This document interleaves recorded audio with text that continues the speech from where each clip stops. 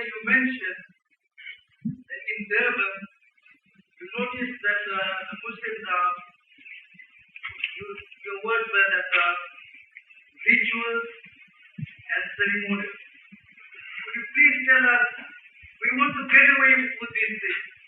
Please enlighten us, which way, what is our ritual that we are practicing so that we can get rid of it? Thank you.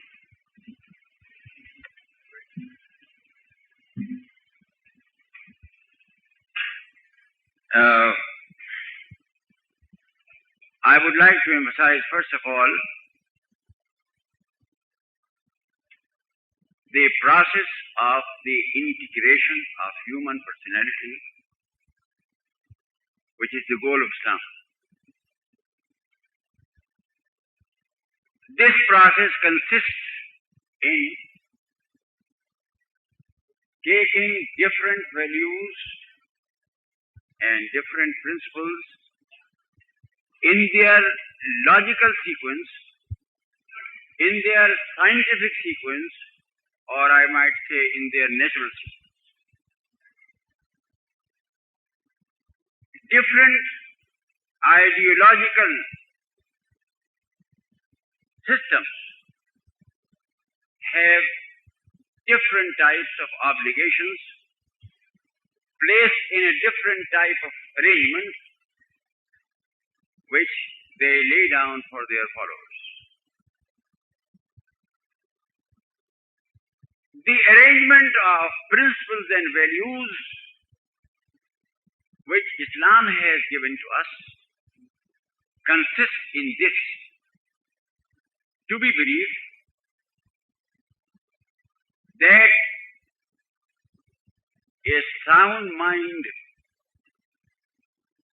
resides in a sound body. Consequently, the first duty of a Muslim is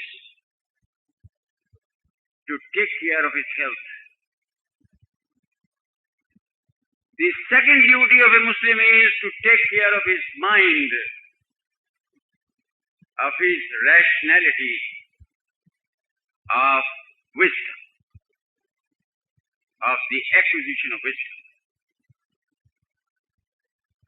Then a sound moral life is possible only for a person who is mentally normal and physically fit. I mean, say, it might take just one more lecture if I were to expound this view as a student of medicine and as a student of psychology, and of course as a student of theology, but I may inform you that a person who suffers from bad liver, for instance, from bad liver,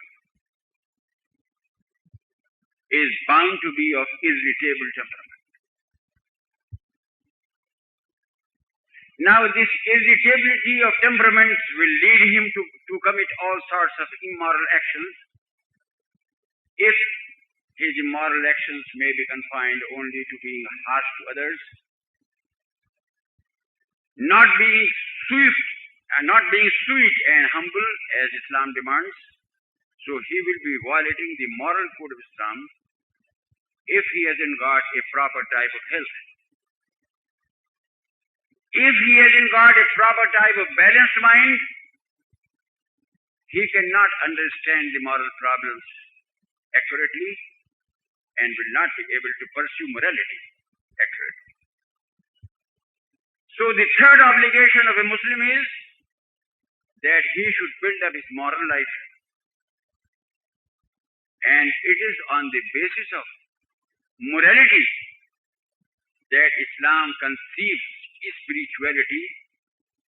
In Islam, the spiritual value is unattainable without morality. What we are doing, not only in South Africa, but all over the world, what Muslims are doing now, the confusion in which they are placed is that a person, if he prays his prayers salat 5 times a day, regularly and punctually, and fast during the month of Ramadan for 30 days, and does other devotional exercises or what we might say rituals or rites, he is ipso facto a pious, properly cultivated and a perfect Muslim. This is not what the Holy Prophet has taught. He has taught that there are 5 foundations of Islam. Islam is the way of life that he has given. And this way of life is a whole edifice which comprehends within it all the different dimensions of life, all the different facets of life, all the different pursuits of life, whether they are social or economical or intellectual or aesthetical or economic or anything else. The Holy Prophet ﷺ says, Buniya al-Islamu ala khamsin. Islam has been founded on 5 things. Founded, but remember the word founded, Bunya. Islam has been founded on 5 things. The creed, Ashhadu an la ilaha illallah wa ashhadu anna Muhammadan Rasulullah sallallahu alayhi wa sallam. The obligatory prayers, the obligatory fasting during Ramadan, Zakat and Hajj. These are the 5 foundations. But he says that they are only the foundations of Islam and not Islam as such or Islam as a whole. Anybody can understand this thing. Even a child can understand it. That although the foundations of a building are extremely important, the foundations must be laid in order to have a particular building. But the foundations are not end in themselves. They are means to an end. They are means to the construction of a particular building. That is something which even a child can understand. So this confusion which is there among Muslims, and it is there, I mean, say nobody can hide it, that if a person prays 5 times a day, whatever may be his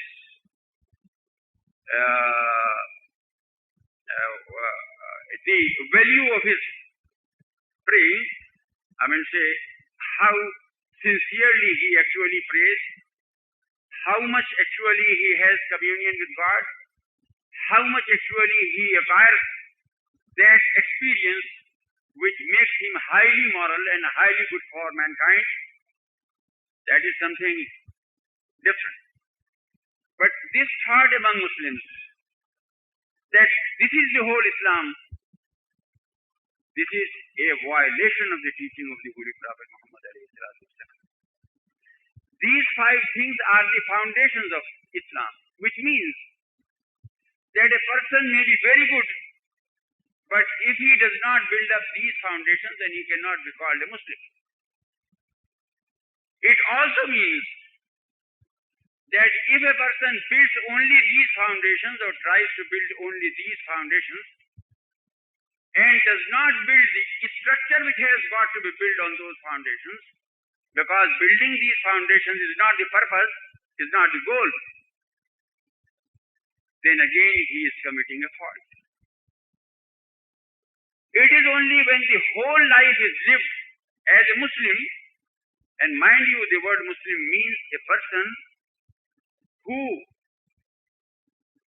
subjugates and subordinates his will and his pleasure and his comfort and his happiness entirely to the will of God. That is the meaning of the word Muslim.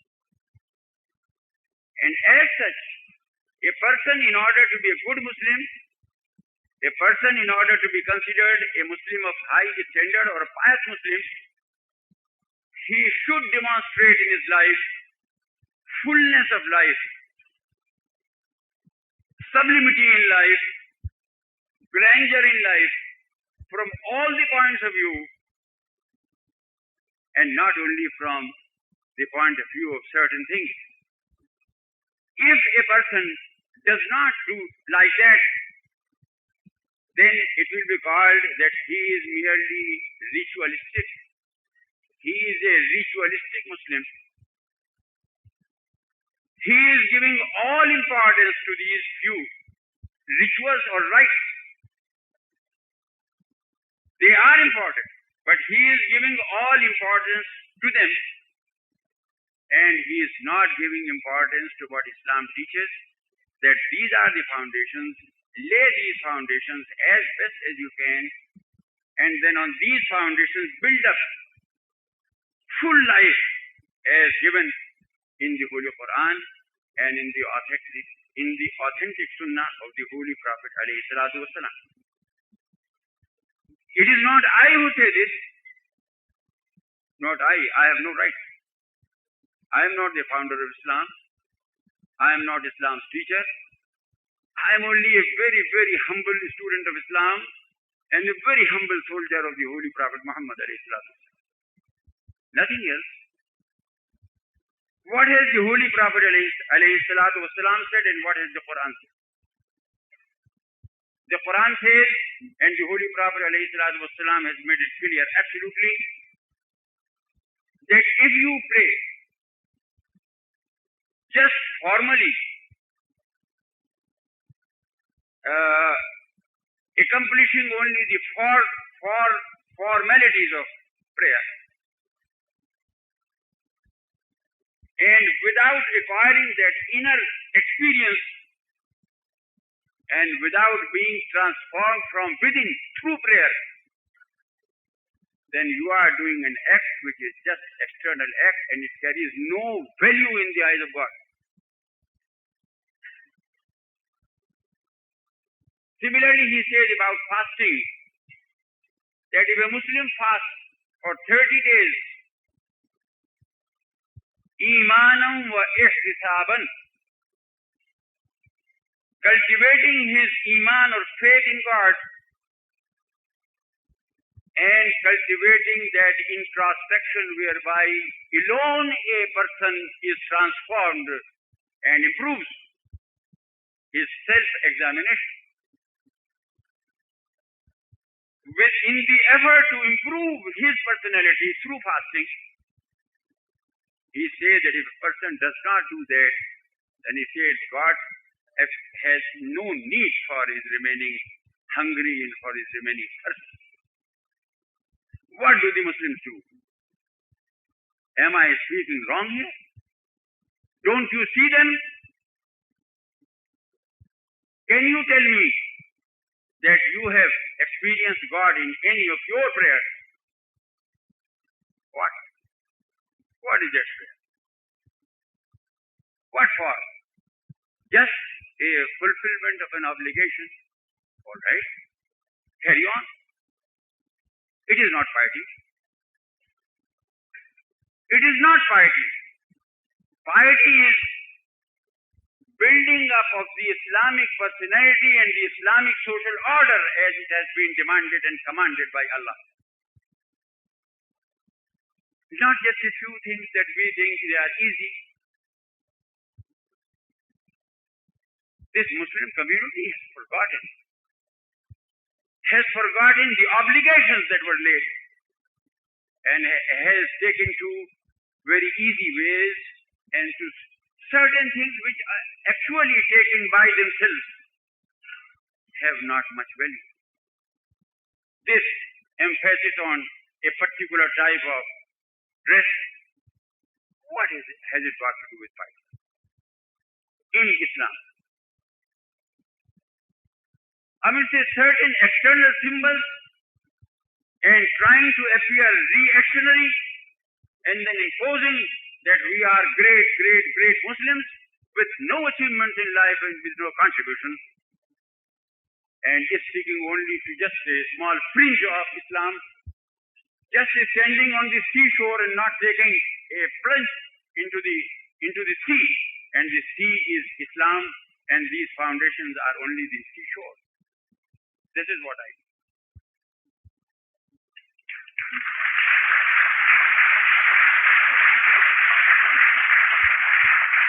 Just one last question. Our Hafiz Sahib wishes to ask Dr. Ansari one question, and I think, in all fairness to Dr. Ansari, we'll have to leave that as the very last question.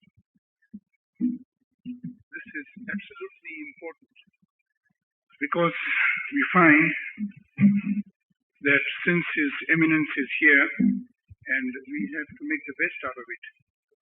Today, apparently, there is so much of misunderstanding, and the way people translate or put forward their own ideas regarding certain religious aspects, which is causing so much of hatred and misguidance among Muslims. We find, Doctor, when we get learned ulamas from the Islamic universities coming to our show here to give us a talk, inexperienced people without the slightest concern over dividing people stand up and say that this Mawlana belongs to the Ahl Sunnat wal Jama'ah. As far as we know and are concerned, that all ulamas believe in the Quran and carry out as far as possible the way of life, or they have studied before Imams, or further as you may know, sir. But we would like you to clear to us, who are those who are Ahl Sunnat wal Jama'ah, and what would we call the other group who are not the Ahl Sunnat wal Jama'ah? This is causing a disturbance and a lot of unrest, particularly among the young people. And I have been asked to bring this to your notice.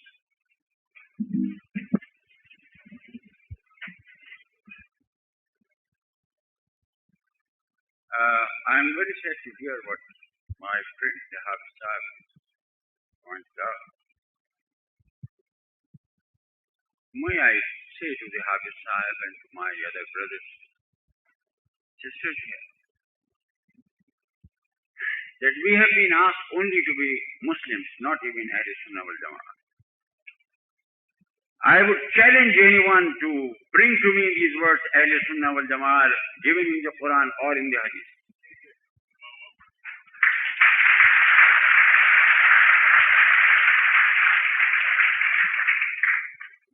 People, when they do not know history, ignorance is bliss.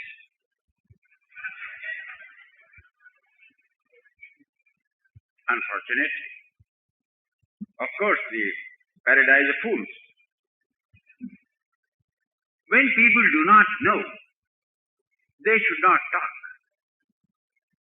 Of course, there is no priesthood in Islam, but a person should look before he leaps, should know before he talks.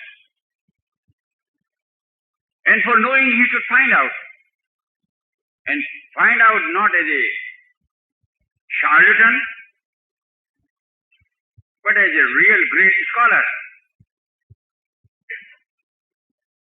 Now, this word Ahl Sunnah wal Jama'ah actually came up in Islamic history, when different types of heresies, what I may call, or deviations, started.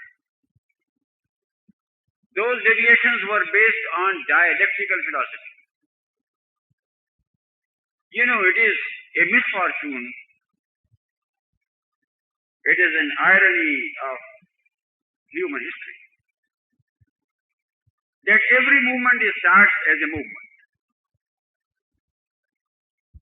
Then it is transformed into theology. Then the theology is transformed into dialectical philosophy. And the people forget the deen, religion, and remember these dialectics. This also happened in the history of Islam. Under the impact of those who are born and bred in Greek philosophy, the scholars of Syria, the scholars of Palestine, the scholars of Iraq, the scholars of Egypt, who came into the fold of Islam in the first century of the Islamic era, they brought all these notions with them.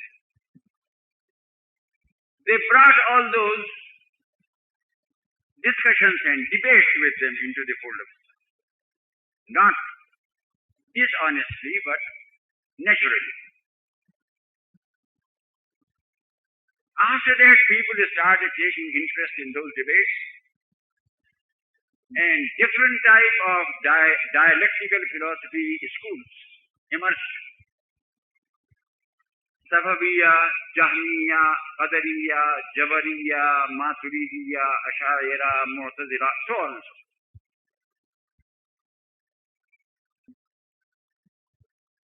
When this thing happened, those who were the custodians of genuine Islam, who were not under the impact of this philosophy or that philosophy, they had to protect Islam. They had to protect Muslims. And consequently, they proclaimed that Islam is not to be a follower of dialectical philosophy, but Islam is to be the follower of the Sunnah of the Holy Prophet ﷺ, in which there can be no dispute. As the Quran says that Islam really is what the Holy Prophet ﷺ did and taught. He is the personification of Islam. His Sunnah, about that, Quran says, قُلْ إِن كُنْتُمْ تُحِبُّونَ اللَّهَ فَاتَّبِعُونِي يُحْبِبْكُمُ اللَّهُ. O Prophet, proclaim that if you love God, then imitate me in my life, and God will love you. Or at another place we are told, لَقَدْ كَانَ لَكُمْ فِي رَسُولِ اللَّهِ أُسْوَةٌ حَسَنَةٌ. The model or the example of action in life for you is the personality of the Holy Prophet ﷺ. So it is he who is real Islam, not this dialectical philosophy. So they use the word Ahl Sunnah correctly. Then they added another word, Al-Jama'ah, that is, those who stand for the solidarity of Islam and do not try to create sectarianism and all that, which is alien to Islam and which has been condemned in the Holy Quran.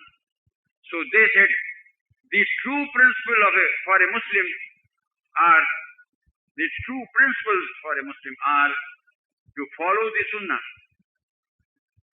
and to maintain the unity and solidarity of the Ummah. And consequently, in order to distinguish the true Muslims who were on the right path from these deviationists who were under the influence of Iranian philosophy or Greek philosophy, they started using this term, Ahl Sunnah wal Jama'ah.